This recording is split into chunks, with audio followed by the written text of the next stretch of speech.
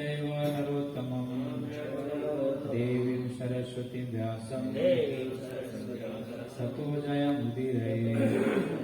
नष्टप्रायेषु भद्रेषु नित्यं भागवत सेवया भगवती उत्तमं श्लोके भक्तिर्भवति नैष्ठिकी। कृष्णाय वासुदेवाय देवकीनन्दनाय च नन्दगोपकुमाराय गोविन्दाय नमो नमः।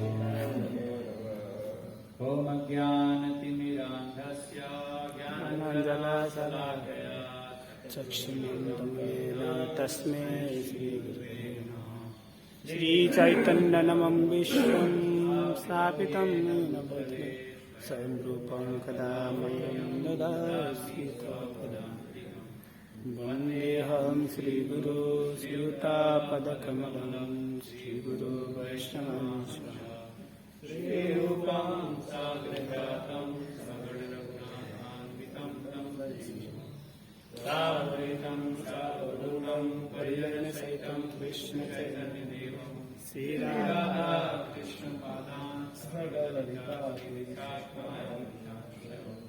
हे कृष्णा करुणा सिन्धु दीनबन्धो जगत्पते गोपेश गोपिकाकान्त राधाकान्त नमोस्तुते। तप्तकाञ्चन गौराङ्गी श्रीराधे वृन्दावनेश्वरी कृष्णानस्ते देवी प्रणमामि हरे। वाञ्छाकल्पतरुभ्यश्च कृपासिन्धुभ्यैव च वैष्णवेभ्यो नमो नमः। जय श्री कृष्ण चैतन्य प्रभु नित्यानंद श्री अद्वैत गदाधर श्रीवासादि गौरभक्तवृंद।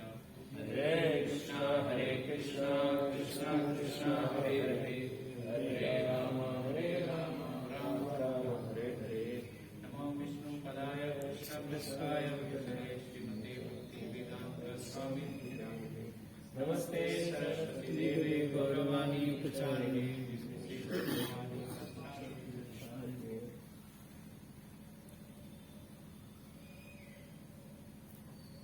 हरे कृष्ण।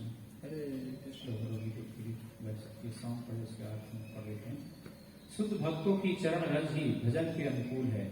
भक्तों की सेवा ही परम सिद्धि है और प्रेम रूपी लता का मूल जड़ है। माधव तिथि एकादशी भक्ति देने वाली है, इसलिए मैं यत्न पूर्वक इसका पालन करता हूँ।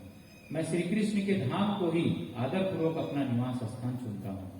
मेरे गौर सुंदर ने जिन जिन स्थानों में भ्रमण किया, मैं भी प्रेमी भक्तों के साथ उन स्थानों का दर्शन करूंगा।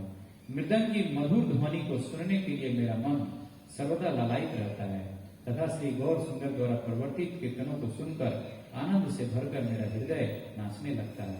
युगल मूर्ति का दर्शन कर मुझे परम आनंद प्राप्त होता है। महाप्रसाद का सेवन करने से मैं माया को भी जीत लेता हूँ। जिस दिन घर में भजन कीर्तन होता है उस दिन घर साक्षात गोलोक हो जाता है। श्री भगवान का चरणामृत और श्री गंगा जी का दर्शन करके तो सुख की सीमा ही नहीं रहती। माधव प्रिय तुलसी का दर्शन कर त्रितापों से दर्द हुआ हृदय सुशीतल हो जाता है। श्री गौर सुंदर के प्रिय साग का आस्वादन करने में ही मैं जीवन की सार्थकता मानता हूँ। कृष्ण भजन के अनुकूल जो भी प्राप्त होता है उसे भक्ति विनोद प्रतिदिन सुखपूर्वक ग्रहण करते हैं। तो जैसे कि आज एकादशी है तो हम लोग प्रभुपाद लीलामृत पढ़ते हैं।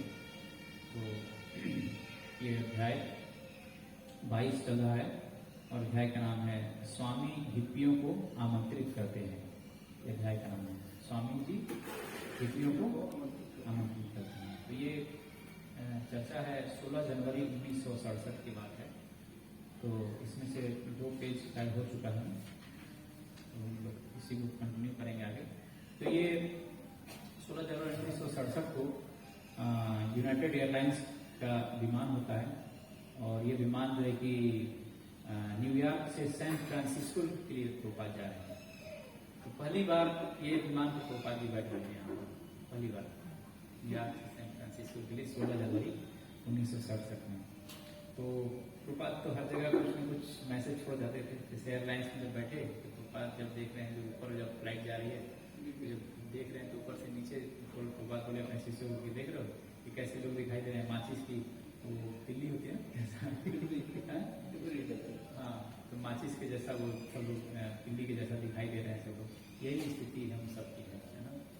तो अगर आप गुलोक से देखोगे तो ये तो कुछ दिखाई नहीं देगा हमें फसलों का दाना बराबर नहीं दिखाई देगा। तो प्रभुपाद जी बता रहे हैं कि तो प्रभुपाद जी यात्रा के दौरान जो है बहुत कम बोलते थे और जहाज में जब बैठते थे तो हमेशा हरे कृष्ण महामंत्र का जाप करते थे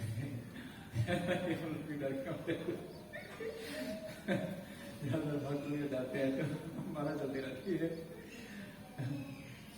तो प्रभुपाद जी हमेशा अपना माला जप करते रहे और उनका दाहिना हाथ हमेशा माला की झोली में। वैसे भी अगर नहीं भी अगर जहाज में बैठे प्रभुपाद हमेशा जो कहीं भी जाते थे तो हमेशा प्रभुपाद का हाथ माला बीट बैग में जाता था।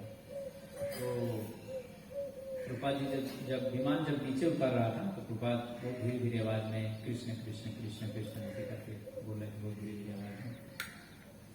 तो क्योंकि उस समय की बहुत एयरलाइंस भी बहुत ज्यादा हाई टेक्नोलॉजी नहीं था।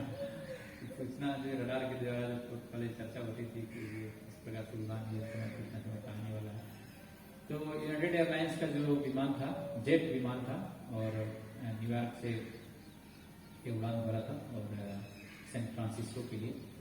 तो प्रभात जो है कि भक्त लोग ऐसा लग रहा था कि कभी कभी डर लग रहा है बादल में जब जहाज जब पहुंच रहा है क्योंकि डर लग रहा है कभी कभी वाइब्रेट करने लगता है तो जहाज हिलने लगता है सारे लोग सीट बेल्ट बांध देते हैं कुछ कुछ ऐसी स्थिति। लेकिन प्रभात कभी भयभीत नहीं प्रभात हमेशा अपना नाम का जब करते रहते थे।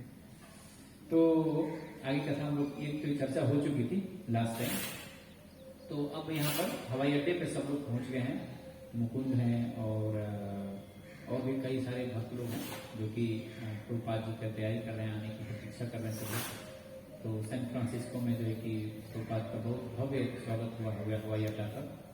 और एक जो थे उनका नाम था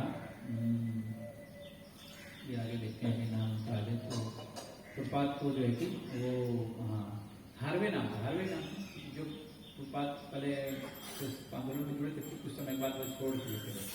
तो संजोग बस उनको नहीं पता था कि श्री राधा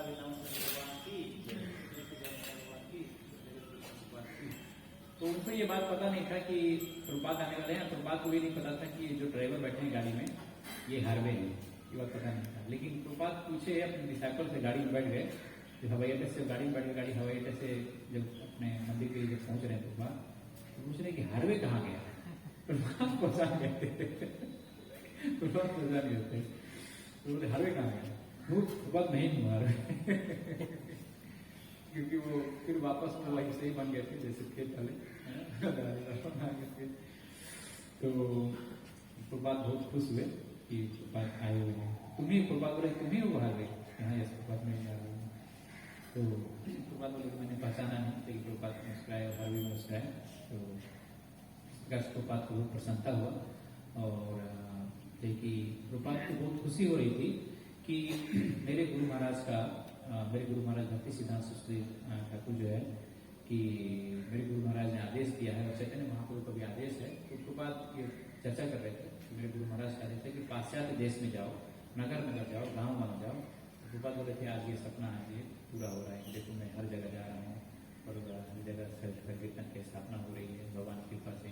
प्रभुपाद ये अपने भक्तों को अपने बता रहे हैं कि हर कस्बे में हर गाँव में हर नगर में हर जगह कीर्तन शुरू होगा आने वाले कुछ समय में। तो भक्त लोग बहुत स्वागत करेंगे है ना। तो विश्व के अनेक नगरों में ऐसी जो कि नगर में गांव में कीर्तन होगा। तो प्रभुपाद जी बोल रहे हैं कि आप लोग जो मंदिर जो आपको प्राप्त हुआ है इस मंदिर की स्थापना जो है बहुत अच्छे से करना है इसको बहुत अच्छे से इसको मंदिर का मैनेजमेंट करना। तो यहाँ पर जो है कि प्रभुपाद जी तीसरे मंजिल पर इसी मंदिर के बिल्डिंग के तीसरे मंजिल पर प्रभुपाद जी का 3 कमरों का एक अपार्टमेंट मिला था। उसमें प्रभुपाद जी का जो है सारा साज सामान और प्रभुपाद जी वहाँ पर जाके आराम करते हैं बैठते हैं और सब भक्त लोग भी करके आते हैं प्रभुपाद जी से मिलते हैं। और खूब दर्शन करने वाले जो भक्त हैं जो भगवान के दर्शन करने आते थे वो भी प्रभुपाद का जाकर के पूरा लंबी लाइन लग जाती थी प्रभुपाद जी आते थे तो मिलने के लिए। और प्रभुपाद वहाँ पर थोड़ा देर आराम किए और अपने गद्दी पर बैठ करके, व्यास गद्दी पर बैठ करके प्रभुपाद जी वहाँ पर प्रवचन देते हैं और प्रवचन के बाद सब भक्त लोग प्रसाद पाते हैं। तो इस प्रकार से तो अब ये चर्चा चल रही है। तो वहाँ पर एक रिपोर्टर आए हुए हैं, तो रिपोर्टर पूछ रहे हैं, रिपोर्टर और उनके साथ पर्सनल असिस्टेंट उस समय हुआ करते थे प्रभुपाद जी के, रणछोड़ नाम था, रणछोड़। तो सूटकेस लेकर के, प्रभुपाद जी का सूटकेस था, तो सब लेकर के कमरे में बैठे हैं। तो उसी समय स्वामी लिखा हुआ स्वामी जी से संवाददाताओं से वार्ता करने लगे, जो फर्श पर बैठे अपने पैड पर नोट लिखे जा रहे थे। तो 60 हैंड होता है ना, जो बहुत कम शब्दों में 60 हैंड होते हैं, तो ऐसे लोग आए थे। तो प्रभुपाद जी से पूछे कि अभी आपने बोला कि आप हर एक उत्कृष्ट भावनामृत स्वीकार करने के लिए आमंत्रित कर रहे हैं, क्या उसमें हैट एस्बरी के जिप्सी और बिटनिक भी शामिल है? तो प्रभुपाद बोले कि हाँ, हर एक जिसमें आप और अन्य हर कोई भी शामिल है, चाहे वह पुरुष या स्त्री हो, उस कोटि का हो जिसे घोर नशेबाज कहा जाता है, जो LSD लेते हैं और जो हिप्पी हैं, सब लोग ये कृष्ण भावनामृत आंदोलन में स्वीकार कर सकते हैं, आमंत्रित है। और लेकिन एक बार जब प्रशिक्षण के लिए स्वीकार कर लिया जाता है तो उसका कुछ नाम बदल दिया जाता है, और जब दीक्षा होता है उसका नाम बदल जाता है। तो इस प्रकार से वो लोग, चूंकि हमारे यहाँ जो नियम है, जो 4 प्रकार के नियम हैं, प्रभुपाद बता रहे हैं कि हमारे जो शिष्य हैं और नियम को तो पालन करना पड़ता है, चाहे लड़के हों चाहे लड़कियां हों, नियम का पालन करना पड़ेगा, जो 4 प्रकार के नियम है। लेकिन उस नियम में एक और नियम ये भी है कि लड़के अलग रहते हैं और लड़के अलग रहते हैं। तो प्रभुपाद बोला कि आपके समाज में तो लड़के लड़कियां सब एक साथ रहते हैं, नहीं? तो आज ये तो दिल्ली मेट्रोपॉलिटन सिटी में तो लिविंग रिलेशनशिप खूब चल रहा है, ये है कि नहीं? तो इस प्रकार से प्रभुपाद बोले कि आप लोगों के समाज में तो ऐसा नहीं होता, आप लोगों के समाज में जो है कि दोनों एक ही साथ रहते हैं, लेकिन हमारे समाज में ऐसा नहीं होता। तो अगर आप ये बात स्वीकार कर देंगे तो हम पूरे विश्व को आमंत्रित कर रहे हैं कि लड़के अलग रहेंगे, लड़कियां अलग रहेंगे, और क्योंकि 4 नियम का पालन सबको करना चाहिए और 16 माला है। ये नियम अगर स्वीकार करते हैं तो पूरे विश्व के लोग हमारे आमंत्रित होंगे, पूरे विश्व के लोग। तो आप सोचे गिना चुना मंत्री और प्रभुपाद पूरे विश्व के लोगों को आमंत्रित कर रहे हैं, समय कितना भगवान की कृपा से बात बोल रहे हैं। तो आपके संवाददाता पूछ रहे हैं कि आपके आंदोलन का सदस्य बनने के लिए हम लोगों को क्या करना पड़ेगा और देश के लोगों को क्या करना पड़ेगा? तो प्रभुपाद बोले वही है, 4 नियम का पालन, और लड़के और लड़कियों को अलग रहना पड़ेगा और 16 माला का जप करना पड़ेगा। एक साथ नहीं रहेंगे। और ये सब सारी चीजें एक साथ हम लोग लड़के लड़कियों को नहीं रखने देते हैं।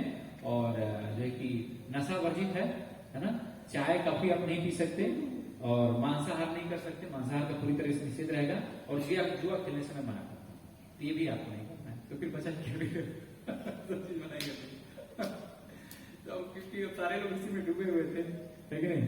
तो संवाददाता पूछता क्या ये जो LSD है, चरस गांजा है, ये चरस गांजा है, LSD ये भी सब सम्मिलित रहेगा? हाँ बिल्कुल ये भी सब सम्मिलित रहेगा, ये सब भी नहीं आपको करना है। तो ये आप तभी आप हमारे शिष्य बन सकते हैं, तभी आप हमारे आंदोलन में रह सकते हैं। तो ये इस प्रकार का नियम का। और फिर क्या करना होगा? फिर और भी धीरे धीरे प्रभुपाद नियम बता रहे, फिर क्या करना होगा कि आपको डेली प्रतिदिन मंगल आरती में आना होगा और नहा के आना होगा, वो भी नहाते नहीं तो प्रभुपाद बोले नहा के आना होगा प्रतिदिन। कई बार हम लोग तब हरियाणा में कुछ लोग आ जाते हैं कि हम भी रहेंगे आपके जैसे सन्यासी बन करके, आते हैं सुबह सुबह भाग जाते हैं। 1-2 बार तो आए थे हमारे लोग जाते हैं, तो हरियाणा में कभी कभी लोग मिल जाते हैं, फिर बड़ा लोग खुश हैं, लोग पिकनिक साथ रहा जाए, क्या चिंता है, घर छोड़ो, ये छोड़ो, वो छोड़ो, चले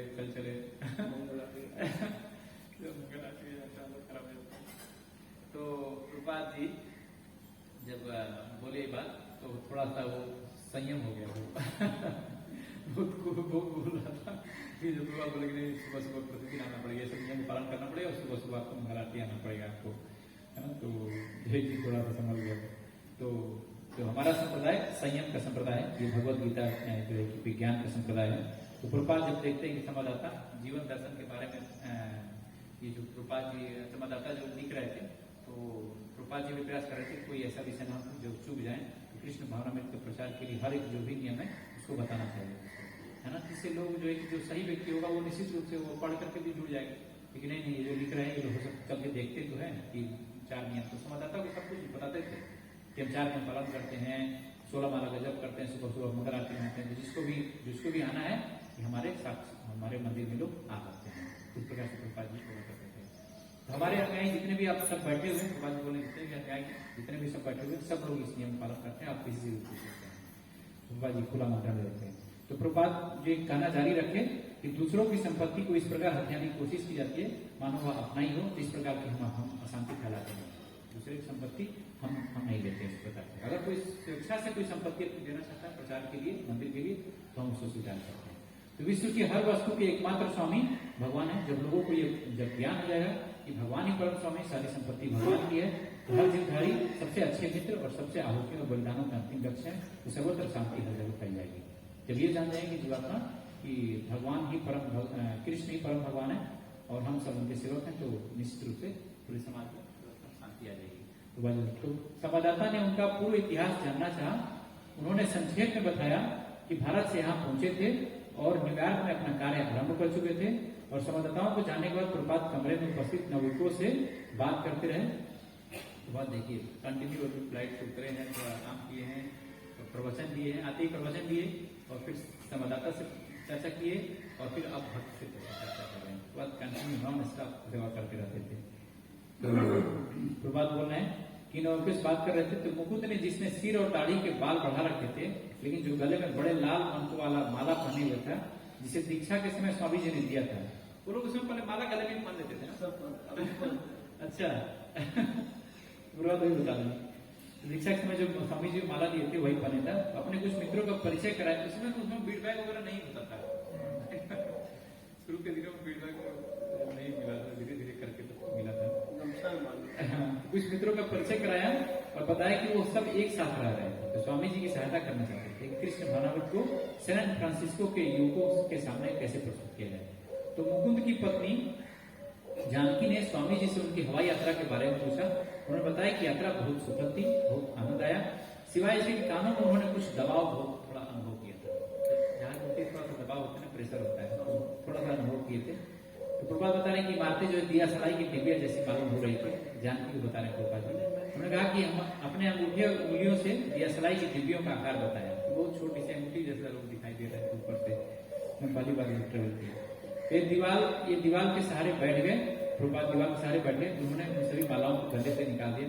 कल एक फोटो लिया, थोड़ा सुंदर फोटो, प्रभात जी इतना बढ़िया से दीवार के सामने बैठे हुए हैं, इतना मतलब लग ही नहीं रहा है प्रभात इतना हायर पोजीशन पे, इतना भगवान बड़ा एकदम कॉमन लग रहा है। नहीं तो सामने कौन बैठे हैं उसमें, चेहरा अच्छा लग रहा है, गुरु महाराज जैसा लग रहा है, बड़ा अच्छा लग रहा है। प्रभात जी हमेशा दीवार पर टेक करके और पैर को ऐसे ही मोड़ करके बैठते थे। तो सहारे दीवार के सहारे बैठ गए प्रभात, और फिर हाथ में जो माला झोली ले लिए और प्रभात बातचीत भी कर रहे हैं। तो उस दिन प्रभात गले में फूलों की माला भी पहनाई गई और बहुत कभी भक्त लोग प्रभात को माला पहनाए। और फिर प्रभात ने उसे जो माला को जो फूल माला को फिर हाथ से निकाल करके और भक्तों को पहनाते थे प्रभात। तो जब उनका दोपहर का भोजन आया प्रभात जी का, तो उन्होंने उसमें से थोड़ा थोड़ा हर एक को बांट दिया भोजन है। और तब रणछोड़ ने तत्परता पूर्वक, यद्यपि कुछ बेढंगेपन के साथ, लोगों से वहां से चले जाने और स्वामी जी का भोजन और तथा आराम करने देने को कहा गया। तो ये बात हम लोगों को समझना है कि सेवा करते समय बेढंगपन से हमको नहीं बोलना चाहिए, वो प्रीति पूर्वक प्रेम से सेवा करना चाहिए। तो भक्त लोगों को थोड़ा वहां पर अच्छा नहीं लगा, बेढंगेपन के साथ बोला गया। तो आवास के बाहर कृपा से बहुत अटैच थे, कृपा इतना थके हुए हैं, सब लोग आ रहे हैं जा रहे हैं और कृपा को कोई आराम नहीं करने देते, कुछ बोल दिया हम लोग। तो इसलिए सेवा करते समय हम लोग की शिक्षा ही है, सेवा करते समय वो प्रीति पूर्वक और प्रेम से बातचीत करना चाहिए सेवा करते समय। लेकिन ये कुछ में किसी नहीं हो पाता है, हम लोग कृपा कीजिएगा ताकि ये कर सकें। तो आवास के बाहर और नीचे स्टोर फ्रंट के इर्द गिर्द बात की और स्वामी जी के बारे में चल रही थी। किसी को भी उनमें निराशा नहीं हुई थी। मुकुंद उनके बारे में जो कुछ भी कहते रहे वो सब सच था और सबको स्वामी जी की बात बहुत अच्छी लगी थी कि हर वस्तु को कृष्णमय देखनी चाहिए, हर वस्तु को जो कुछ भी है सब कृष्ण का है। तो स्वामी जी के सैन फ्रांसिस्को पहुंचने का समाचार उसी रात 11 बजे के टेलीविजन समाचार में आया और न्यूज पेपर में आया और सारे समाचार पत्र मैगजीन सब जगह छप गया कि स्वामी जी भारत से आए हैं। तो तो दी एग्जामिनर ने उसे दूसरे पृष्ठ पर छापा, हिप्पियों के स्वामी का आमंत्रण। क्या लिखा? हिप्पियों के स्वामी का आमंत्रण, सैन फ्रांसिस्को। साथ में मंदिर का चित्र भी छपा था और अनुयायियों से पूरा भरा था वो चित्र।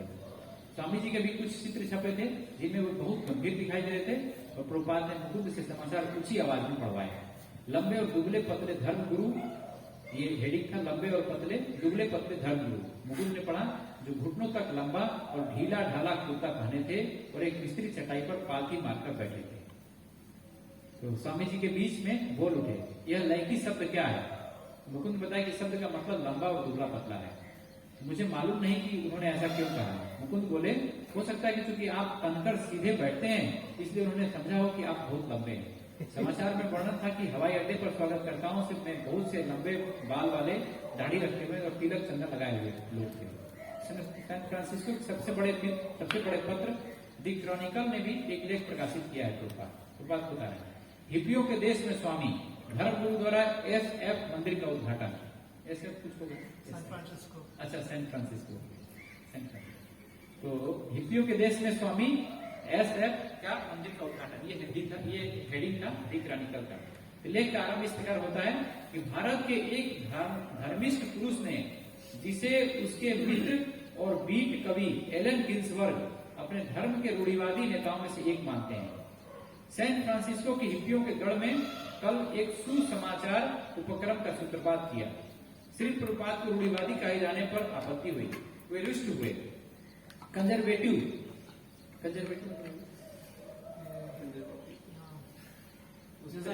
खुले दिमाग में। अच्छा, कंजर्वेटिव या कैसे? हाँ, संकीर्ण। हाँ, तो यह कैसे? तो यौनाचार और मद्य सेवन के मामलों में मुकुंद ने सुझाव दिया, सचमुच हम इन मामलों में रूढ़िवादी हैं। प्रभुपाद ने कहा, इसका तात्पर्य केवल यह है कि हम शास्त्रों का अनुगमन कर रहे हैं और भगवत गीता में से अलग नहीं हट सकते हैं हम, लेकिन हम रूढ़िवादी नहीं है ना। चैतन्य महाप्रभु इतने दृढ़ थे कि वो किसी स्त्री पर दृष्टिपात नहीं करते थे, लेकिन हम अपने आंदोलन में सभी को स्वीकार करते हैं, चाहे वो पुरुष हो या स्त्री, चाहे वो किसी जाति का हो या उसका पद कैसा भी हो, हर एक आमंत्रित है वह आए और हरे कृष्ण का कीर्तन करे। और यह चैतन्य महाप्रभु की बता न्याय है, उनकी उदारता है। नहीं, हम रूढ़िवादी नहीं है ना। हम सिर्फ प्रभुपाद बता रहे हैं कि हम सिर्फ नियम को, जो भगवत गीता में जो नियम लिखा है, हम उसी नियम का पालन करते हैं। तो शिला प्रभुपाद बिस्तर से उठे और उन्होंने बत्ती जलाई। रात को 1 बजा था, यद्यपि अलार्म नहीं बजा था। उन्होंने जगाने कोई नहीं आया था, तो भी अपने आप उठ गए थे रात 1 बजे। मतलब 11 बजे बाद 1 घंटा भूल गया।